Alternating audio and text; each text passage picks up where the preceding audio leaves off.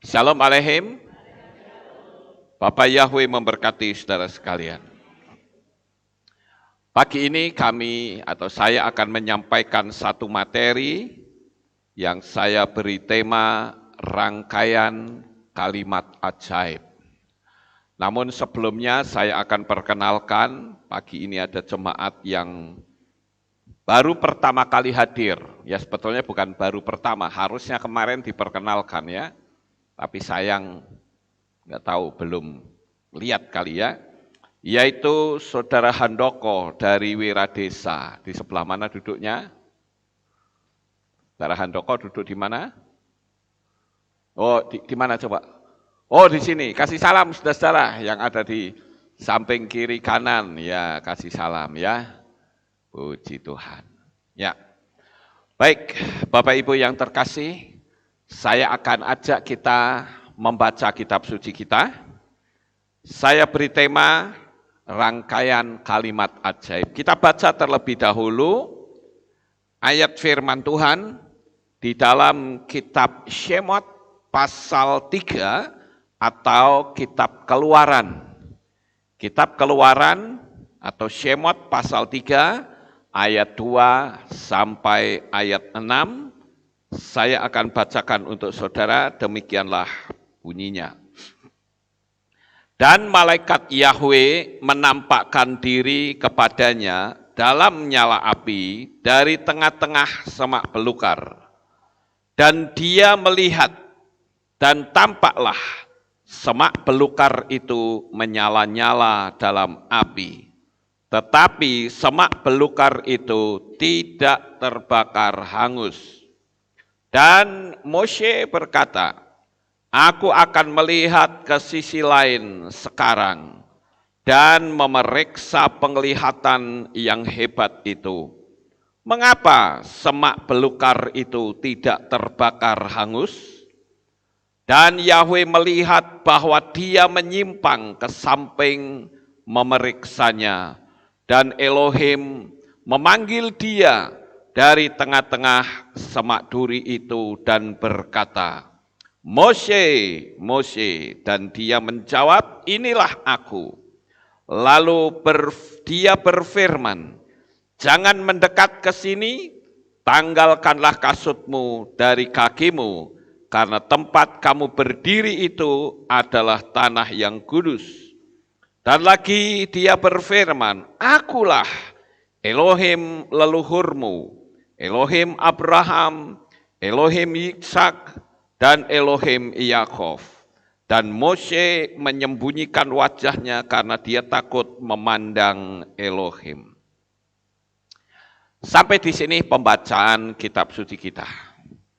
Bapak Ibu yang terkasih, kalau kita melihat dari kalimat yang kita baca, barangkali kita agak sedikit bingung. Karena di ayat 2 dikatakan, dan malaikat Yahweh.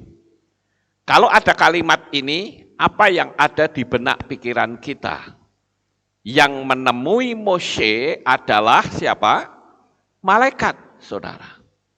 Tetapi pada ayat yang keempat dikatakan, dan Yahweh melihat bahwa dia menyimpang ke samping memeriksanya.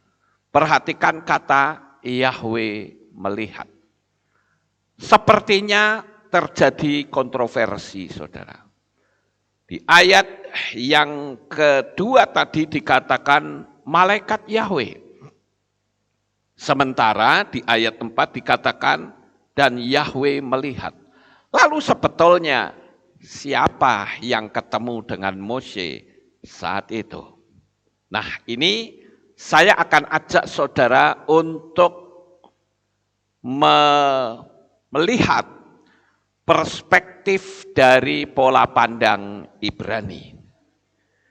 Begini Bapak Ibu, agar kita bisa paham ya, bahasa Indonesia, bahkan semua bahasa di dunia ini tidak bisa dirangkai seperti bahasa Ibrani yang sangat unik.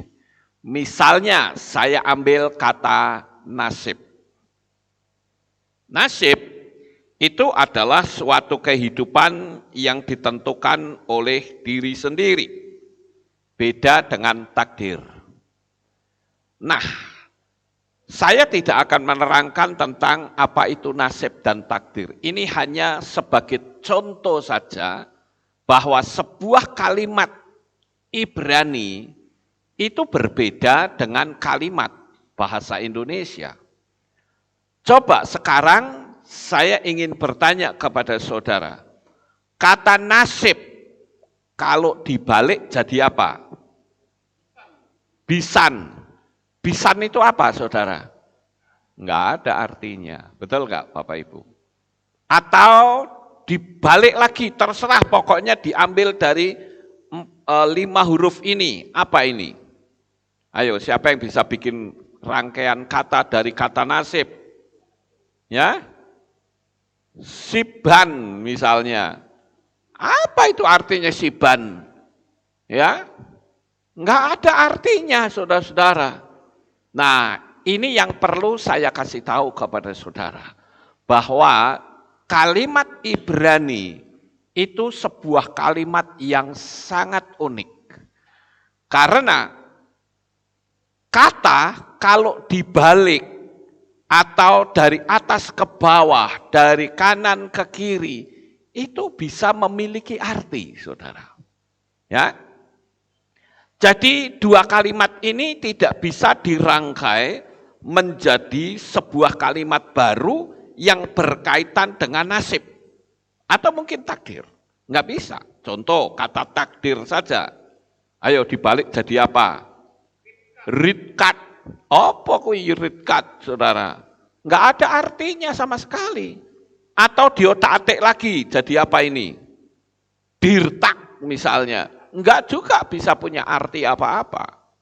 Sekali lagi, kalimat-kalimat ini enggak punya arti. Tetapi kalimat bahasa Ibrani itu bisa dirangkai.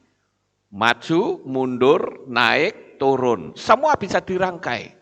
Yang naik turun saudara bisa lihat di Bible Code. Ya. Nah, sekali lagi kita melihat kata Alef Tau. Nah ini saudara-saudara.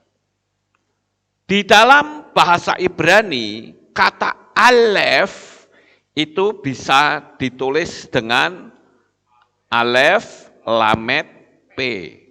Ya. Jika urutan ini dibalik menjadi P, Lamet, Alef. Nah kata Alef yang Alef, Lamet, P kalau dibalik dibaca Pele. Apa itu Pele? Pele artinya wonderful atau luar biasa. Coba kalimat bahasa Indonesia bisa seperti ini? Tidak bisa, saudara. Ya. Nah, inilah yang saya katakan menjadi Pele yang berarti wonderful atau luar biasa. Memiliki arti yang mencerminkan sifat dari kata aslinya. Seperti yang tadi kita baca di dalam kitab Shemot. Ya. Tapi sekarang saya ajak untuk membaca di dalam kitab Shoftim atau kitab Hakim-Hakim pasal 13 ayat 18 sampai 19. Ya, saya bacakan untuk saudara, demikian bunyinya. Maka berkatalah malaikat Yahweh kepadanya, mengapa engkau bertanya mengenai namaku ini?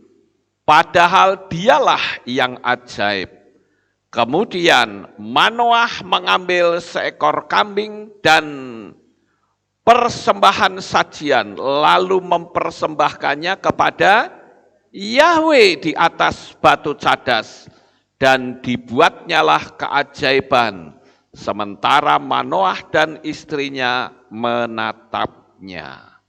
Saudara perhatikan di ayat 18 tertulis kata malaikat Yahweh.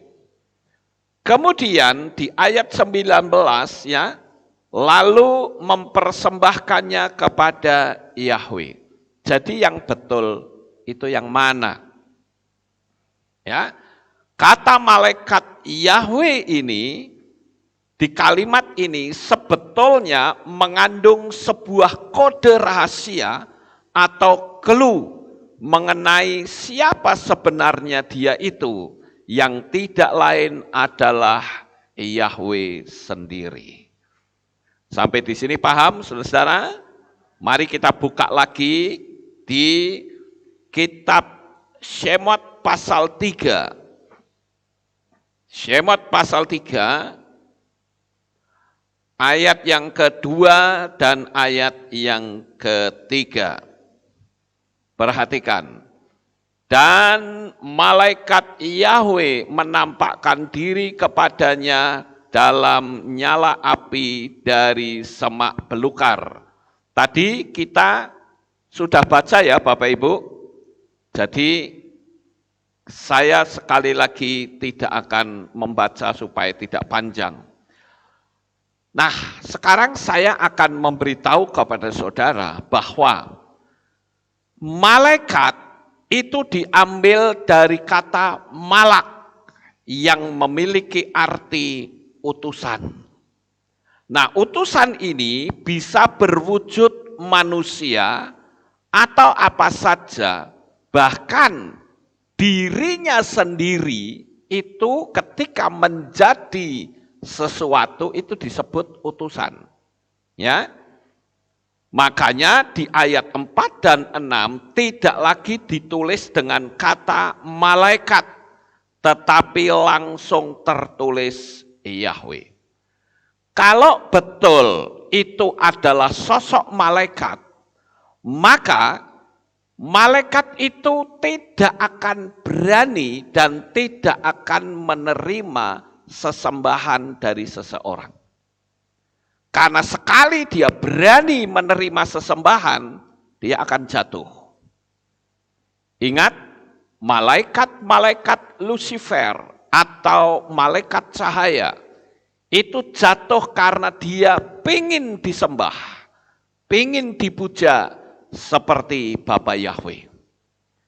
Kira-kira sampai di sini saudara bisa paham atau tidak? Ya, jadi sekali lagi intinya begini saudara.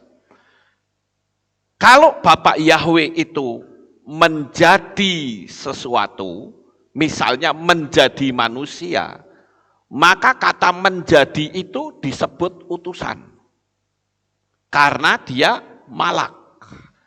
Malaikat itu artinya malak. Ya. Jadi Bapak Ibu, Yahweh melihat dia, melihat Mose. Jadi yang dilihat Mose itu siapa? Tidak lain adalah Bapak Yahweh sendiri.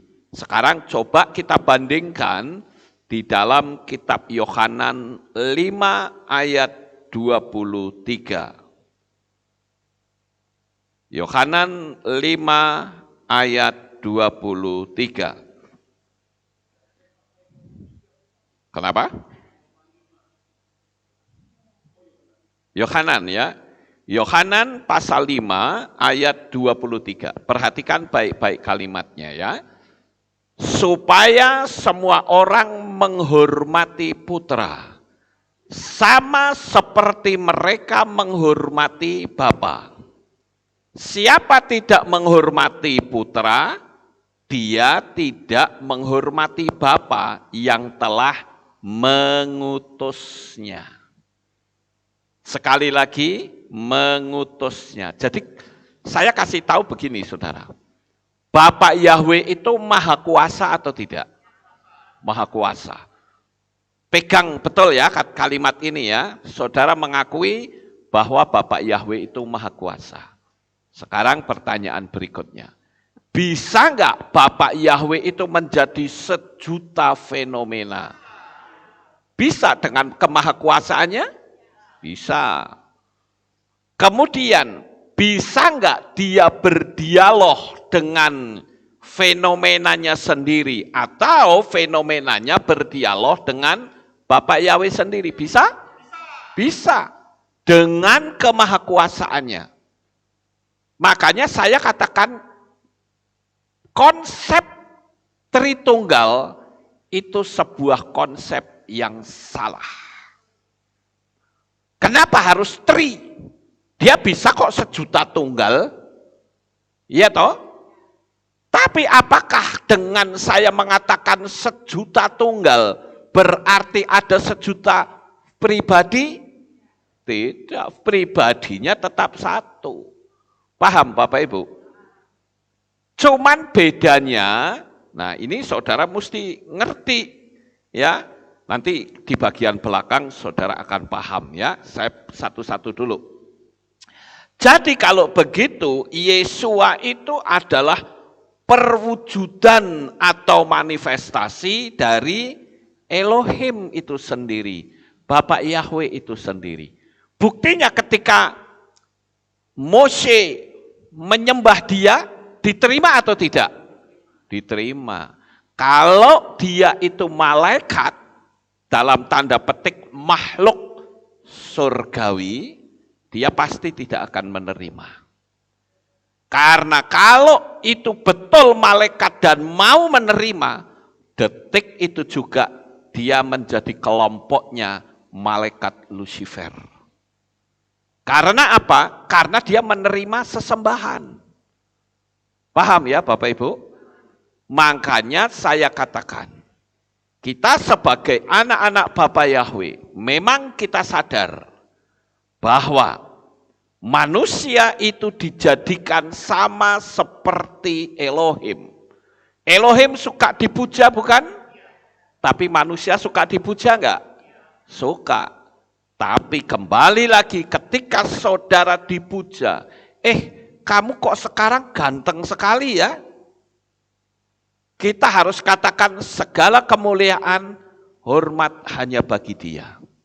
Sekarang tambah sehat nih, amin, puji Tuhan. Ya, kembali ke pemiliknya saudara. Sekarang tambah kaya ya, enggak, ini bahaya loh. Enggak main-main saudara. Kalau saudara, sekarang tambah kaya ya, haleluya. Jangan, saya sering kali melihat ya orang-orang ketika sudah mengarah kepada bentuk materi. Kamu tambah kaya? Enggak, biasa kok.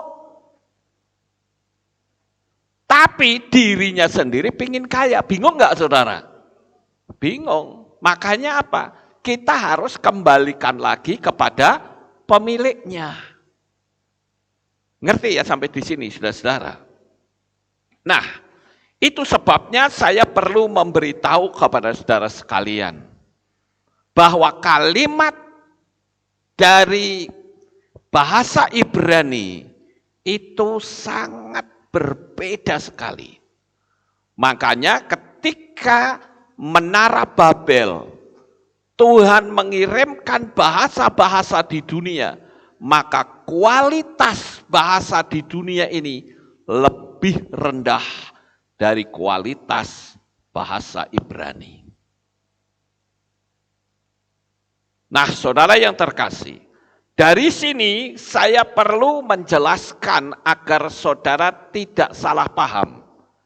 Kenapa? Karena saya pernah melihat ada seorang teman pernah berdialog dengan saya, tapi saya tidak akan menyebut nama. Orang ini dulu pengagung Bapak Yahweh. Bahkan dia membuat buku. Tetapi sekarang dia menolak Bapak Yahweh. Dengan alasan Yahweh itu adalah seorang malaikat. Jadi saya bingung dari gaya berpikirnya dia, saudara. Dengan membaca ayat ini tadi, malaikat Yahweh. Terus kata, lalu Yahweh. Jadi kalau begitu, Yahweh itu seorang malaikat katanya. Bingung nggak saudara gaya berpikir orang ini? Ya, makanya saya katakan betapa pentingnya kita mempelajari gaya bahasa, orang Ibrani. Sekali lagi saya ulang supaya saudara bisa paham kata Alef Tau. Kehilat kita juga namanya Alef Tau. Alef itu artinya sesuatu yang bersifat ilahi. Alef juga bisa berarti strong atau kuat. Alef itu sesuatu yang sangat sempurna. Makanya kata Alef itu sendiri yang ditulis dari Alef, Lamet, P dibaca Alef atau Alef, ya. Jika dibalik menjadi Pele, yaitu P Lamet Alef. Nah, kata Pele itu berarti wonderful atau luar biasa. Memiliki arti yang mencerminkan sifat dari kata aslinya. Tadi kita sudah membaca di dalam kitab Shoftim. Kita baca dulu ya. Saya rasa yang Shoftim belum ya. Ayo kita baca saudara-saudara di dalam kitab Shoftim atau Hakim-Hakim. Ya, kita baca kitab Hakim-Hakim pasal 13 ayat 18. Ya. Hakim-Hakim pasal 13 ayat 18. Nah, ini. Maka berkatalah malaikat Yahweh kepadanya, mengapa engkau bertanya mengenai namaku ini, padahal dialah yang ajaib. Sama bukan? Ada kata wonderful, ada kata Pele. Kemudian Manoah mengambil seekor anak kambing dan persembahan sajian, lalu mempersembahkannya kepada Yahweh di atas batu cadas. Dan dibuatlah keajaiban sementara Manoah dan istrinya menatapnya. Ingat loh, waktu itu Manoah ya memberikan persembahan kepada Bapa Yahweh. Kalau dia adalah malaikat dalam tanda petik makhluk surgawi, maka dia tidak akan mau terima persembahan itu. Karena sekali dia terima, berarti dia jatuh. Dan dia akan disingkirkan dari Samayim. Sampai di sini paham ya Bapak Ibu? Lucifer itu bukan satu malaikat. Tapi Lucifer itu gerombolan malaikat cahaya. Yang jatuh karena haus pemujaan. Sehingga dia disingkirkan dari Samayim. Nah, kalau begitu berarti saudara, sekali lagi saya katakan, Bapak Yahweh itu bisa jadi apa saja. Amin. Makanya tadi saya pancing saudara untuk menjawab pertanyaan saya. Bisakah Bapak Yahweh itu menjadi sejuta fenomena? Saudara jawab bisa. Berarti kalau begitu, dia bisa enggak menjadi tiang awan dan tiang api? Sangat bisa. Ya, coba saudara lihat di kitab Shemot atau Keluaran pasal 13 ayat 21, di sana sudah saya tulis, ya. Dan Yahweh berjalan di depan mereka pada siang hari dalam tiang awan, guna menuntun mereka di jalan. Dan pada malam hari dalam tiang api, guna menerangi mereka untuk dapat terus berjalan siang dan malam. Sekali lagi saya beritahu, bahwa tiang awan dan tiang api itu bukan fenomena alam, bukan sama sekali. Karena kalau betul itu fenomena alam, maka tiang awan dan api paling cuman 1 jam kabur, saudara-saudara. Karena angin di padang pasir itu cukup kuat. Tetapi faktanya, tiang awan dan tiang api itu tetap menjagai bangsa Israel selama ada di padang gurun. Jadi kalau begitu, ini fenomenanya siapa? Tidak lain adalah Bapak Yahweh. Sekalipun anginnya besar, tiang awan itu tidak kabur, saudara-saudara. Bahkan kitab suci mengatakan setiap pagi, mulai kayak sekarang ini ya, cahaya sudah mulai jelas, maka dia membentuk awan. Semakin siang awan itu semakin tebal, menutupi perkemahan bangsa Israel. Kalau tidak, Bapak Ibu bisa bayangkan, mereka tidak akan kuat berada di padang gurun. Amin. Karena apa? Karena saya mengatakan padang gurun itu buas sekali. Buas, saudara-saudara. Terlalu panas. Tapi perlindungan Bapak Yahweh itu nyata. Perjalanan hidup kita di dunia ini juga buas, saudara-saudara. Tetapi percayalah, ada perlindungan Bapak Yahweh atas hidup saudara masing-masing. Makanya saya kasih tahu, dunia ini ya khususnya para raksasa ini, dia sedang terus merangsek karena waktunya sudah hampir tiba. Waktu dia berkuasa di dunia ini sudah semakin dekat.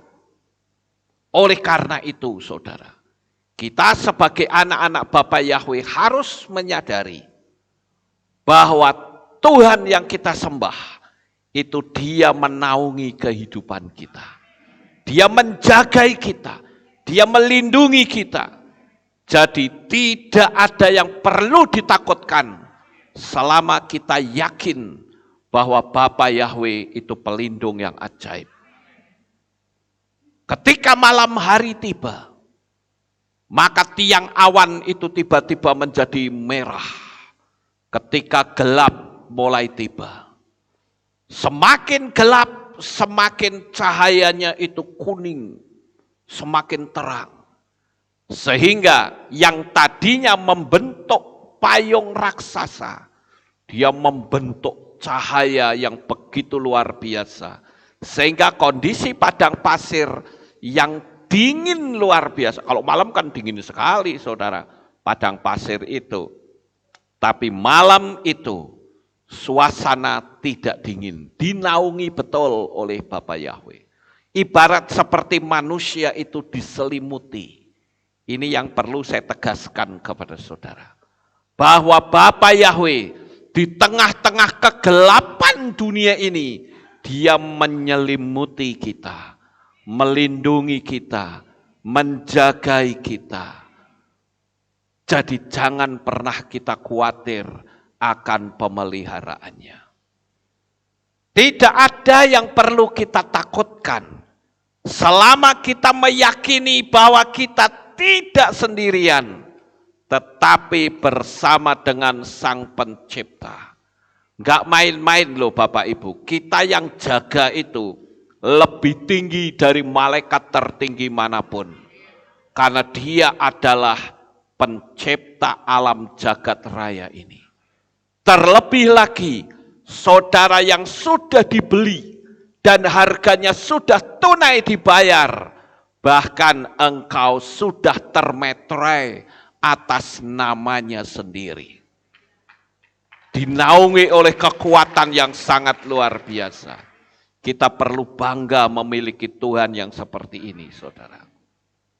Ini sangat nyata sekali, bukan? Dunia semakin gelap. Ada orang yang bertanya sama saya, Pak, kira-kira berapa tahun lagi ya dunia ini akan kembali seperti waktu yang lalu?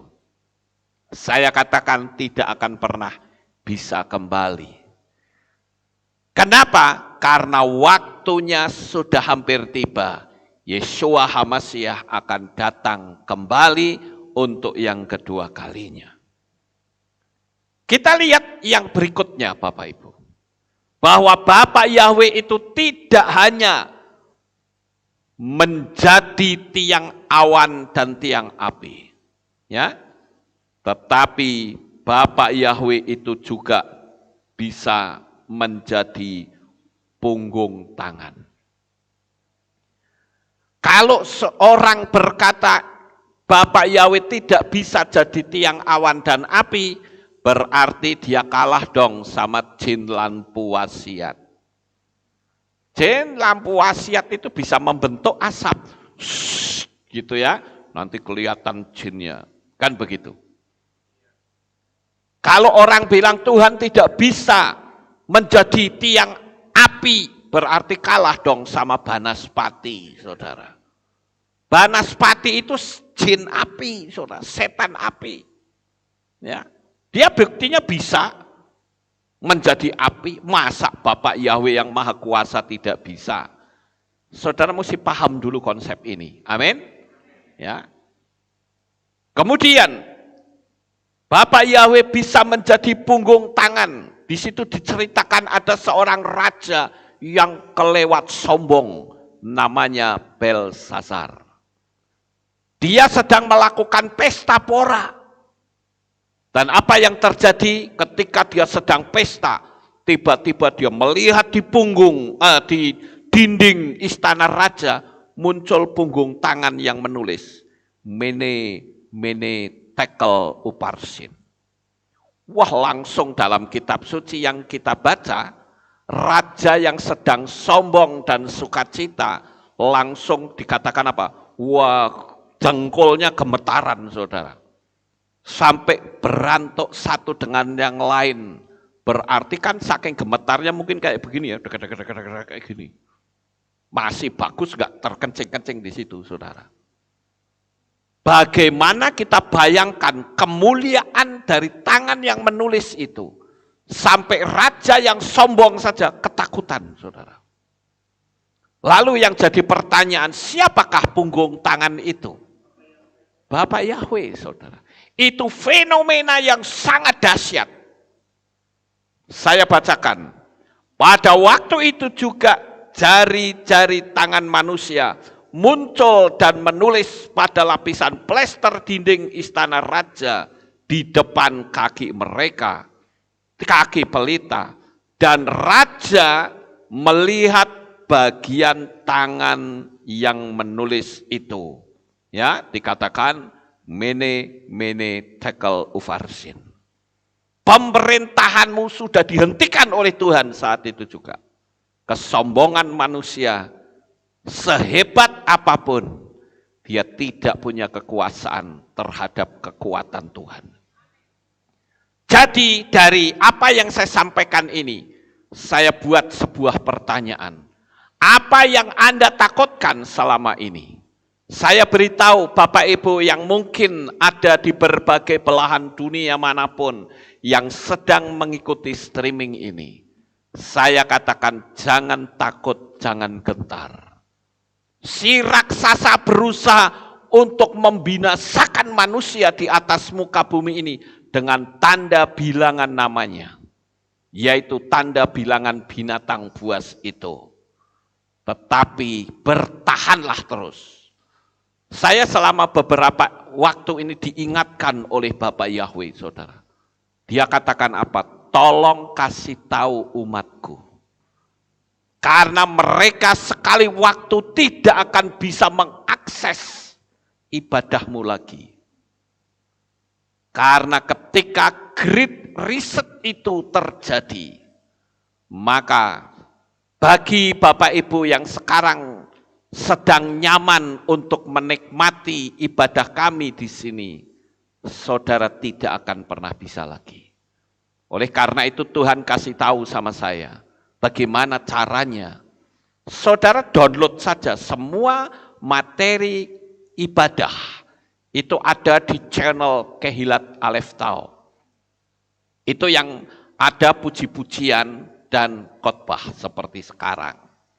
Tetapi kalau saudara hanya mau yang khotbah saja, sementara saudara puji-pujian sendiri, silahkan saudara download dari channel Lukas Sutresno.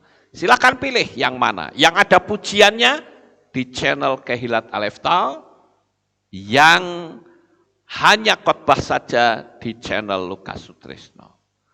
Dan saya juga yakin, karena semuanya dikatakan great reset. Reset itu artinya, itu artinya kembali, set itu setting, disetting kembali.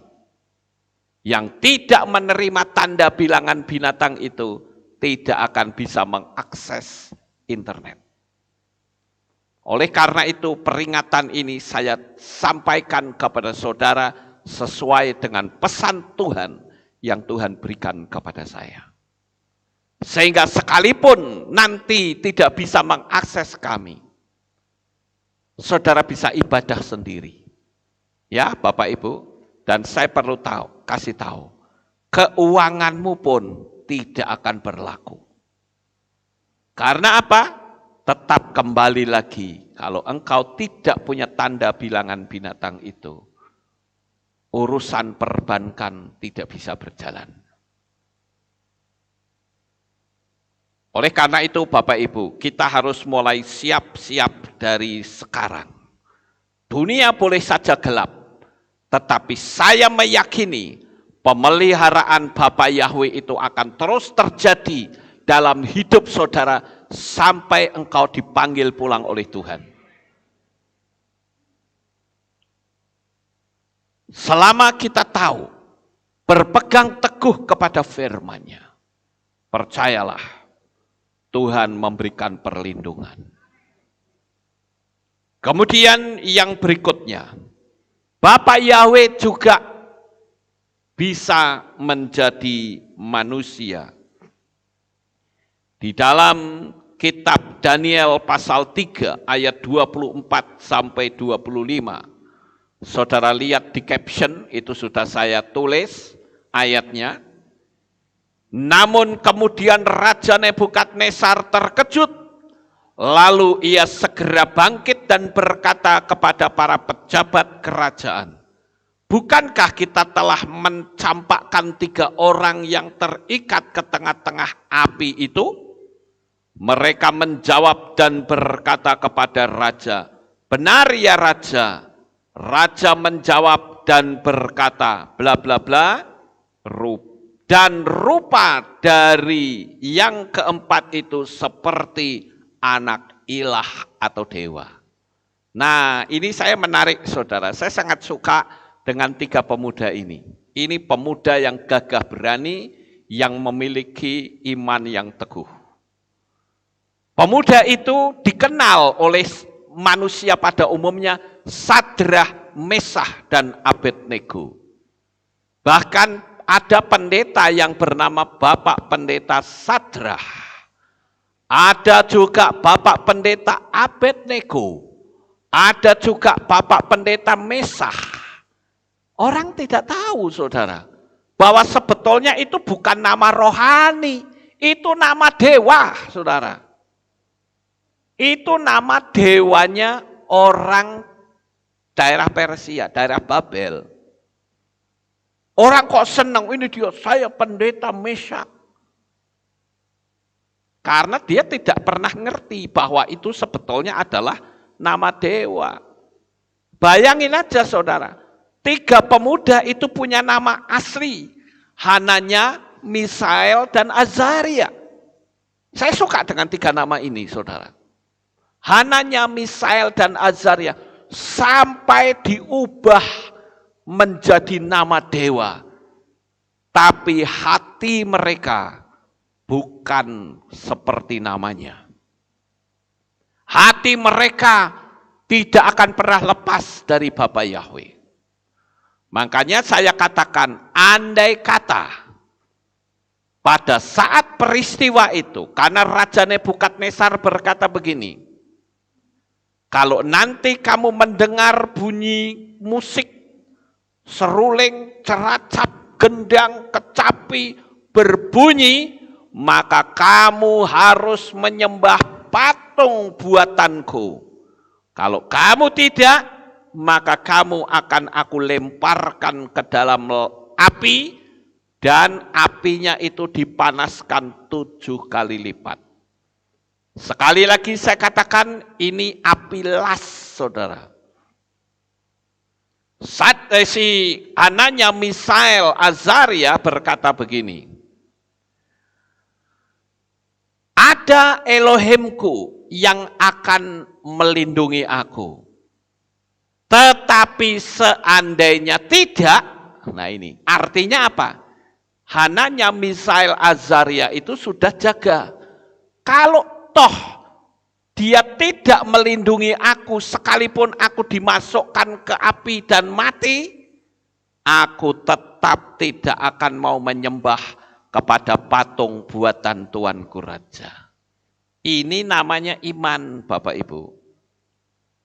Makanya tadi saya katakan, kalau ada bapak-bapak pendeta yang menerima tanda bilangan binatang itu, dia pasti akan kritik habis 3 pemuda ini.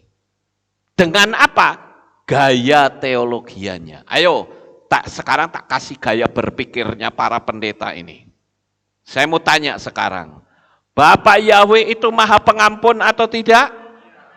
Maha Pengampun. Amin ya, saudara. Amin. Ini gaya pikirnya mereka nih.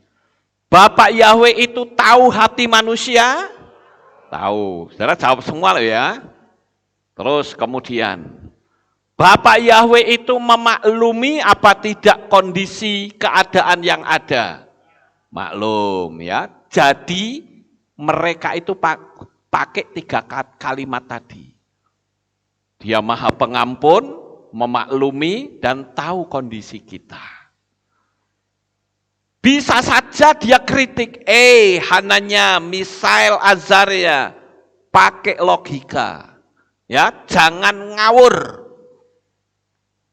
Kamu kan disuruh nyembah, apa susahnya sih nyembah paling 1 menit sembah begini?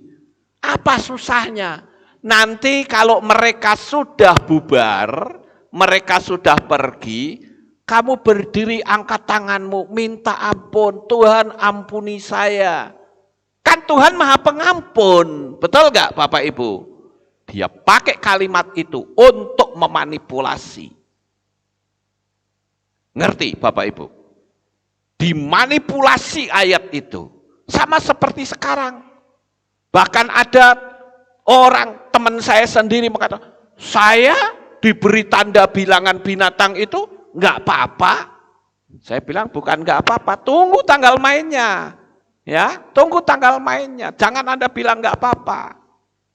Kamu bisa sombong, kamu bisa tertawa. Nanti tertawamu akan berubah menjadi jeritan yang sangat menyakitkan. Itu. Saya tegas kalau masalah ini, saudara. Nggak peduli orang suka apa tidak, saya nggak urusan, saudara. Ya, itu prinsip iman saya. Nah kalau nanti jadinya begini nggak, bagaimana? Ya nggak apa-apa. Yang penting saya tunduk kepada Bapak Yahweh. Jelas-jelas. Setiap orang dalam kitab Gilyahna atau kitab Wahyu yang tidak menerima tanda bilangan binatang itu tidak bisa membeli dan menjual. Nyatanya, apakah mereka yang menerima tanda bilangan binatang itu bisa membeli dan menjual? Enggak juga. Ayo. Ini prinsip iman yang tidak bisa digoyahkan, saudara. Kalau nanti dibeginikan begini, ya nggak apa-apa, lebih baik dibegini-begitukan, dibegonokan sama manusia daripada saya dibegonokan sama malaikat Bapak Yahweh. Kalau nanti ketemu, hei, kenapa kamu seperti itu? Saya akan seperti Raja Belsasar, gemetaran. Wow. Tapi Tuhan bilang, terlambat anakku. Sampai di sini paham Bapak Ibu? Ya. Jadi Bapak Yahweh dalam hal ini bisa menjadi manusia. Amin. Makanya saya tekankan berkali-kali, Tritunggal itu salah. Karena Bapak Yahweh bukan cuma Tri, dia bisa 1.000.000 tunggal, bisa. Tapi pribadinya tetap satu. Ya. Saudara mesti paham, kalau orang nggak paham dunia alam roh, dianggap Bapak Yahweh itu cuma hanya 3. Dia menjadi manusia, dia menjadi burung merpati. Betul nggak Bapak Ibu? Padahal dia bisa jadi tiang awan, dia bisa jadi punggung tangan, dia bisa jadi apa saja. Sampai di sini ngerti nggak? Ya, kita lanjut sekarang. Yang berikutnya, yaitu bayi Yesua. Inilah perbedaan antara perjanjian lama dan perjanjian baru. Di dalam perjanjian lama, Bapak Yahweh itu menampakkan diri itu dalam wujud yang fenomenal, yang spektakuler. Ngerti? Spektakuler, saudara. Sesuatu yang bikin orang wow. Tapi di dalam perjanjian baru, Bapak Yahweh menjadi manusia dengan cara yang sangat luar biasa. Secara alamiah. Dia harus lahir dari seorang perawan Maria. Dia bahkan ketika usia sekolah, dia masuk pesantren yang namanya Yesiva. Yesiva itu kalau di Indonesia kita kenalnya pesantren, saudara. Sekolah agama. Yesua masuk di situ. Makanya kalau ada orang yang mengatakan, waktu Yesua hilang itu kemana? Ke Tibet. Ngawur, saudara. Nggak pernah ada orang Israel yang keluyuran sampai ke luar negeri. Apalagi belajar sama orang yang tidak percaya kepada Bapak Yahweh. Tidak mungkin, saudara. Dia tetap tinggal di Israel. Bahkan sampai dia banyak membuat mujizat, dia tidak pernah meninggalkan Israel sampai keluyuran ke Tibet. Tidak, saudara. Jadi bayi Yesua ini adalah perwujudan dari Bapak Yahweh yang jadi manusia. Bukan seperti ketika dia ada berhadapan dengan Belsazar atau Nebukadnezar yang spektakuler, atau dia menjadi tiang awan dan api, tetapi dia menjadi manusia alamiah. Makanya Yesua mengatakan, aku dan Bapa adalah satu. Bahkan Yesua mengatakan, jika kamu tidak percaya bahwa akulah Dia, akulah Yahweh, maka kamu akan mati dalam dosamu. Itu jelas. Jadi Yesua itu tidak lain adalah Bapak Yahweh sendiri. Haleluya. Saya bersukacita, saudara. Bapak Yahweh tidak bisa dilihat oleh mata, tetapi dia mau menampakkan diri menjadi manusia. Natural. Tetapi karena saking naturalnya, dia jadi dilecehkan oleh ahli Taurat dan orang Farisi. Ada yang bilang begini, kok Pak Lukas bisa cerita surga, neraka, emangnya Pak Lukas pernah ke sono? Ada yang pernah tanya begitu. Saya bilang, saya memang tidak pernah, tapi Yesua pernah ada di perut bumi. Dialah pemilik surga itu sendiri. Jadi kalau dia yang ngomong, saya harus percaya. Dan saya pasti selamat atas omongannya dia. Dia berkata, akulah kebangkitan dan hidup.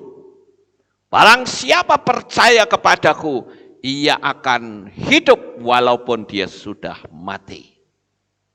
Artinya apa? Orang yang percaya kepada Yesua, gratis loh disuruh percaya, tidak mau, saudara. Ya, jadi kita bersyukur bahwa kita memiliki Tuhan yang ajaib. Lalu kita lanjut. Bapak Yahweh bisa menjadi merpati. Ingat ketika Yesua dibaptis, dikatakan bahwa saat dia keluar dari air, nah ini, bukan dipercik, saudara. Percik itu bukan baptis. Ya, tapi manusia merekayasa. Kenapa? Karena nggak ngerti dunia alam roh, saudara. Sehingga dengan direkayasa, wis kangelan pakai percik. Nggak bisa. Baptis itu bukan percik. Baptis itu diambil dari kata baptizo yang artinya selam. Ya, dalam bahasa Inggris itu immerse, ya itu dimasukkan, ditenggelamkan. Dalam bahasa Belanda itu dop katanya, itu ditenggelamkan. Kalau percaya apa? Rantizo. Wong rantizo kok di ngomong baptizo kan kualik namanya saudara. Direkayasa. Kalau kita bicara baptisan saja banyak yang direkayasa. Makanya bersyukurlah bagi saudara yang saat ini sudah termeterai atas namanya. Saudara mau mati kapanpun tenang. Karena nanti di kursi pengadilan Tuhan tidak ada satupun yang berani tuntut saudara. Ini milik saya karena dulu dibaptis atas nama saya. Yesus akan berkata tidak bisa. Baptisannya sudah diperbaharui. Sudah tidak lagi menggunakan namamu, tetapi namaku. Wah, Yesus menang saudara. Tapi kalau tidak, Anda dibaptis dalam nama siapa? Ya, nah ini. Merpati saudara. Jadi ngapain pusing dengan Tritunggal? Dia bisa saja jadi sejuta tunggal, fenomenanya sejuta tetapi tunggal esa. Makanya dikatakan Yahweh Ehad, Oshemo Ehad. Yahweh Esa dan namanya satu-satunya. Esa itu artinya tunggal. Ya, Bapak Ibu. Ya. Sekali lagi, apakah karena sejuta fenomena itu berarti ada sejuta pribadi? Tidak, ya tetap pribadinya satu. Ya, hanya Bapak Yahweh. Nah, oleh karena itu, saya katakan Ehad dan Yahid itu berbeda. Ya. Apakah perbedaan kata Ehad dan Yahid? Ini yang harus kita tahu, saudara. Ehad itu adalah kesatuan dari jamak. Suatu keluarga adalah kesatuan, ada ayah, ibu, anak. Suatu pohon adalah kesatuan dari akar, batang, cabang, dahan, ranting, dan daun. Inilah makna dari kata ehad yang diterjemahkan menjadi esa atau pertama atau satu, yaitu kesatuan yang kompleks, bukan kesatuan yang absolut. Absolut itu artinya si Lukas ini ada di Magelang ya cuman di sini, nggak bisa kemana-mana, saudara. Sampai di sini paham? Jadi kalau kita lihat kalimat-kalimat Ibrani itu unik. Makanya kita mesti paham, memahami pola berpikir, gaya berpikir orang Ibrani. Maka saudara akan menikmati firman itu dengan enak, saudara. Tapi kalau saudara pakai fenomena gaya berpikir di luar Ibrani, bingung kita. Makanya ada yang mengatakan tetragrammaton itu 4 huruf yang tidak bisa berbunyi. Salah saudara. Kita pecah sekarang kata tetragrammaton. Tetra itu artinya 4. Saudara tahu, pernah dengar ada obat super tetra? Ada ya? Obat super tetra itu artinya satu obat dalamnya itu ada komposisi 4 keajaiban yang luar biasa dari obat. Adanya tetra itu 4. Grama itu artinya huruf, saudara. Ada kata telegram. Gram itu artinya huruf. Tele itu jarak jauh. Jadi kata telegram artinya huruf yang dikirim dari jarak jauh. Jadi kita ketemu kata tetragrama, ya. Ton atau tone itu artinya bunyi. Jadi tetragramaton artinya 4 huruf yang berbunyi. Paham Bapak Ibu? Tapi orang Kristen mengatakan 4 huruf yang tidak bisa berbunyi. Kata tidak itu Unlimited itu artinya tidak terbatas. Paham? Anton itu artinya tidak berbunyi. Karena ton itu bunyi. Kalau tidak berbunyi ya Anton, saudara. Paham nggak, saudara? Ya, jadi kita mesti ngerti di sini. Makanya saya bersyukur karena kita punya Bapak Yahweh. Ada bilang, tapi kan itu tulisannya YHWH, singkatan. Ya memang huruf Ibrani itu seperti itu. Ya, coba saudara lihat kata shalom. Itu tulisannya SLWM. Ya, SLWM. Shin, lamet, waw, nun. Ya. Mem. Ya. Shalom. Itu kan huruf mati semua. Buktinya bisa bunyi. Betul nggak Bapak Ibu?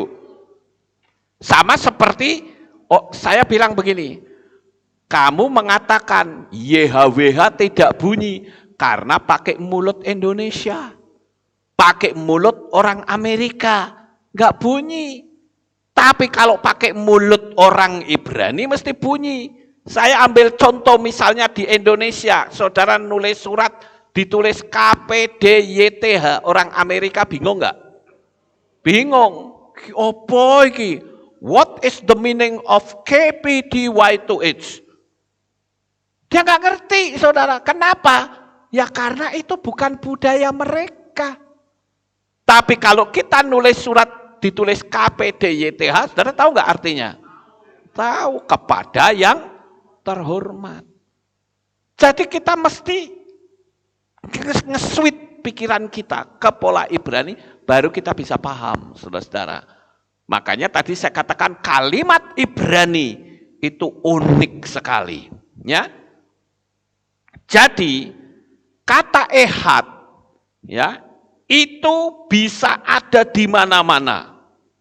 Kalau dalam dunia magic itu namanya ilmu penggandaan diri.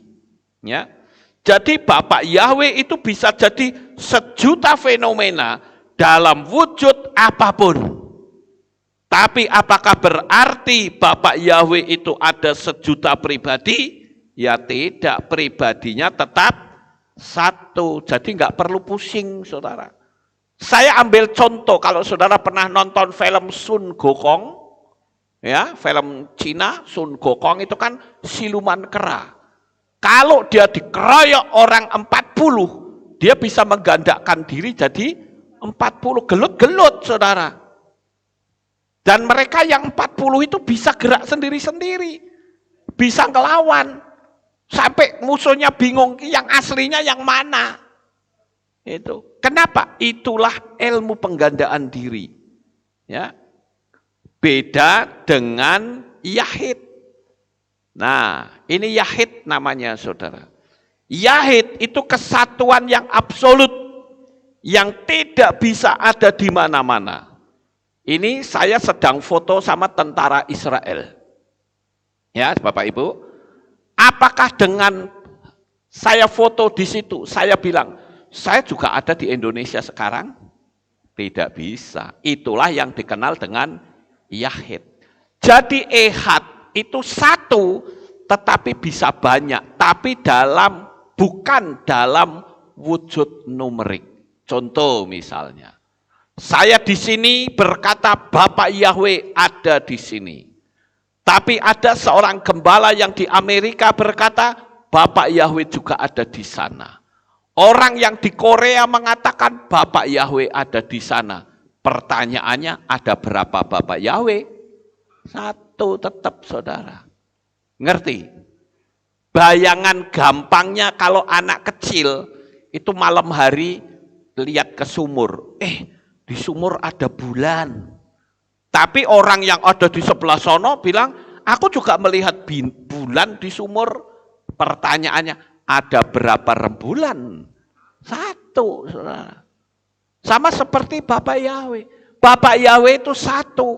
Mau jadi merpati ya tetap dia Bapak Yahweh. Mau jadi manusia ya tetap dia Bapak Yahweh. Mau jadi punggung tangan ya tetap dia Bapak Yahweh. mau jadi tiang awan dan api pun dia adalah Bapa Yahweh.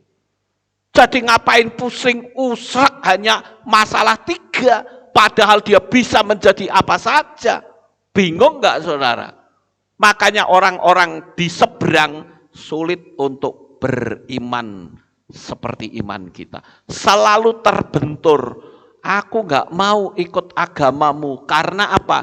Tuhanmu ada 3. Ya kalau ngomong sama saya akan bilang Tuhan saya satu, yaitu Bapak Yahweh. Nah kok itu bisa jadi begini? Dia bisa bikin sejuta fenomena. Gampang kan Bapak Ibu?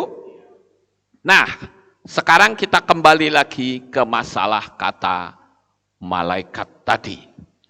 Jadi kata malaikat dalam bahasa Ibrani itu bisa memiliki arti utusan.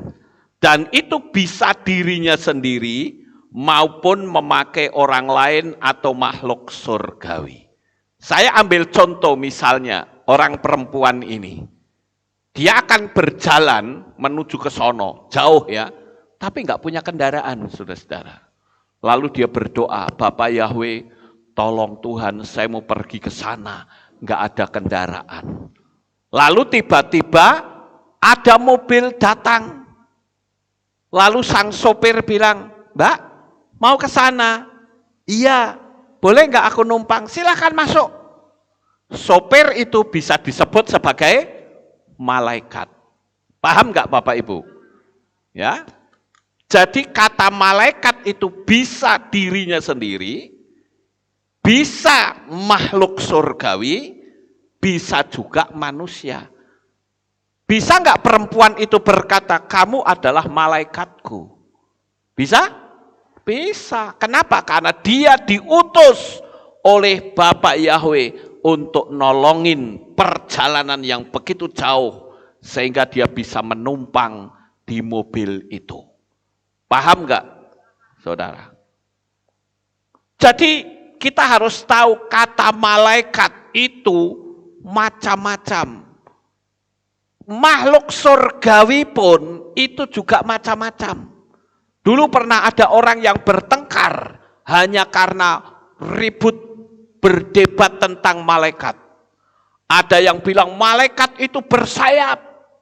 Ada yang bilang malaikat itu tidak bersayap. Masing-masing menunjukkan ayat lalu tanya sama saya, Pak Lukas, menurut Bapak malaikat itu bersayap atau tidak? Saya bilang malaikat itu bisa bersayap dan bisa tidak.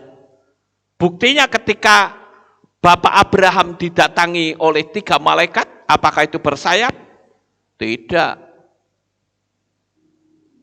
Tetapi juga ada malaikat yang bersayap. Bersayap pun banyak. Ada yang sayapnya cuma 2, ada yang sayapnya 6, bahkan ada juga malaikat yang semuanya itu mata. Saudara lihat di kitab Wahyu, ya, kan ada seperti itu. Jadi hari ini Bapak Ibu, saya sudah menjelaskan ini kepada saudara sekalian. Jangan bingung kalau ketemu kalimat yang susah. Cukup kembali ke pola pandang Ibrani, pasti saudara tidak akan bingung. Karena pola pandang Ibrani itu sesuatu yang luar biasa. Ya, Bible Code saja bisa tahu tentang kondisi yang sedang terjadi saat ini. Jadi hati-hatilah waktu kedatangan Yeshua HaMasyiah untuk yang kedua kali sudah ada di depan mata. Tetaplah pegang teguh, percayai dengan sungguh, agar ketika nanti terjadi trompet sangkakala berbunyi, kita akan menyongsong Tuhan di awan-awan yang permai. Kita bisa berkata, goodbye dunia. Ada orang yang tanya sama saya, loh Pak Lukas, sudah tahu Yesus mau datang, kok mau bangun kehilat geden-gedenan? Saya bilang, saya akan melakukan porsi saya sebagai seorang gembala. Saya akan memberikan yang terbaik untuk Bapak Yahweh. Perkara nanti ketika kita membangun Yesua datang, malah kebenaran. Lebih cepat, lebih baik. Amin. Tapi kalau tidak gimana? Ya kita bisa nikmati kehilat baru. Gampang toh, pusing amat. Betul gak saudara? Jadi pada saat ini saya ingin saudara semua memperteguh iman. Apapun yang terjadi, biarlah terjadi. Jangan pernah ada rasa takut. Kalau saudara mau takut, arahkan rasa takutmu hanya kepada Bapa Yahweh yang Maha Kuasa. Sukses besar untuk saudara. Bapa Yahweh memberkati. Haleluya. Kita tunduk kepala dan kita akan berdoa. Kami mengucapkan terima kasih dan syukur kepadamu ya Bapa. Pada pagi ini kami bersama-sama telah mendengarkan renungan firman-Mu. Biarlah apa yang kami renungkan boleh kami tanamkan di dalam hati kami. Dan kami boleh semakin hari semakin dekat kepadamu. Terima kasih ya Tuhan, inilah doa syukur yang kami naikkan di dalam nama Adonai Yeshua HaMashiach. Kami sudah berdoa dan mengucap syukur, semua yang percaya berkata, amin, haleluya. Ya, kita akan mendengar pengumuman. Oh, tidak ada pengumuman, ini ada ucapan terima kasih ya, saya bacakan. Shalom, selamat pagi. Kami keluarga almarhumah Ibu Endang Rusmiati mengucapkan terima kasih kepada Bapak Gembala beserta Ibu, Divisi Kematian dan seluruh sidang jemaat Kehilat Aleph Tau atas semua bantuannya baik moral maupun material pada waktu Ibu Endang meninggal dunia sampai ke tempat peristirahatan yang terakhir. Kiranya Bapa Yahweh yang membalas semua kebaikan dengan kelimpahan. Amin. Hormat kami keluarga almarhumah Ibu Endang Rusmiati. Baik saudara, ini sudah saya bacakan. Karena tidak ada pengumuman, kita akan akhiri ibadah kita. Saya mengundang jemaat Tuhan kita bangkit berdiri. Kita akan tutup dalam doa. Terima kasih Bapak Yahweh. Selesai sudah ibadah kami dari awal, pertengahan sampai pada akhirnya. Sebentar lagi anak-anakmu akan pulang ke rumah mereka masing-masing. Jaga lindungi peliharakan mereka sampai di rumah dengan selamat. Pertemukan kembali pada jam-jam ibadah mendatang di dalam ikatan tali kasih-Mu. Terima kasih ya Tuhan, inilah doa syukur yang kami naikkan di dalam nama Adonai Yeshua HaMashiach. Kami sudah berdoa. Mari kita angkat tangan kita dan kita akan menerima berkat Kohanim. Haleluya. Yevarecheka Yahweh wa yishmereka.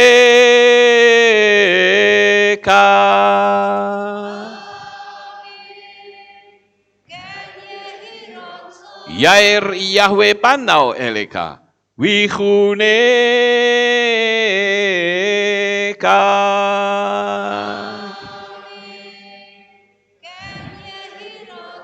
Yesa Yahweh panau eleka wa yashem lecha shalom.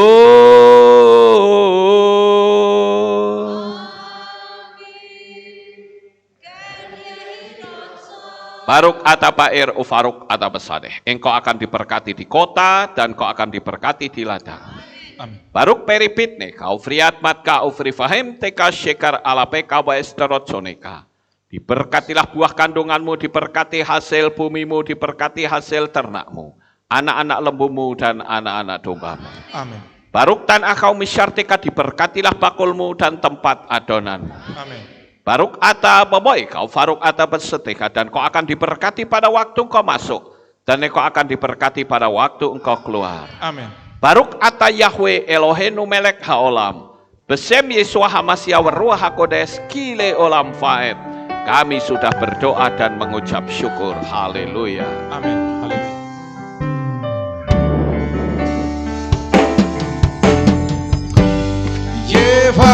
Yevarecheka ve'yishmerecha Yevarecheka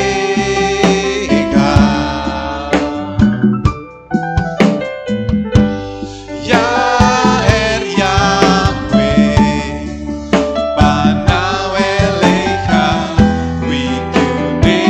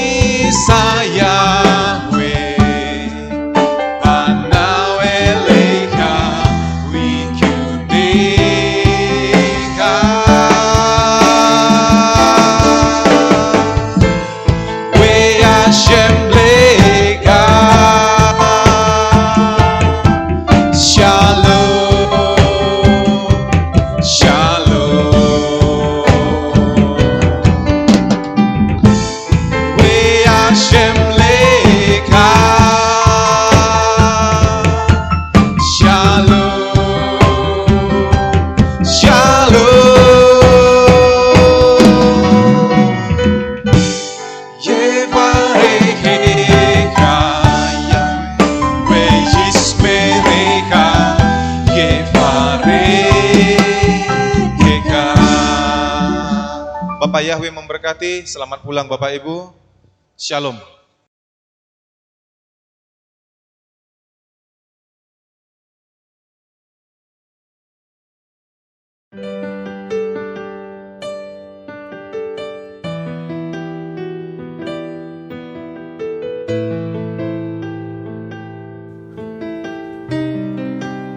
Segala pujian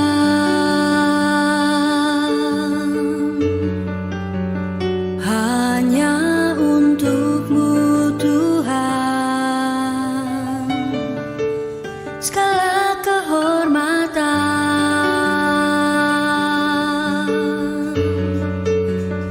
juga punya-Mu Tuhan. Dari puncak tertinggi sampai lembah terlandai,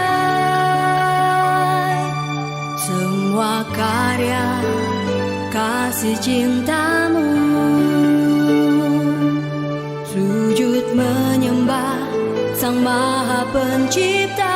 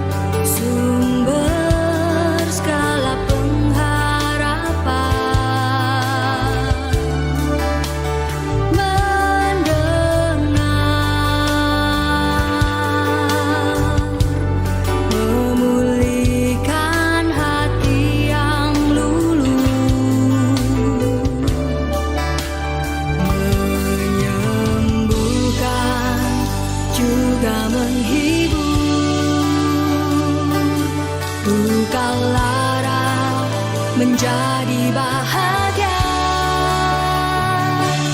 agar semua diberkatinya, sebab kita kesayangan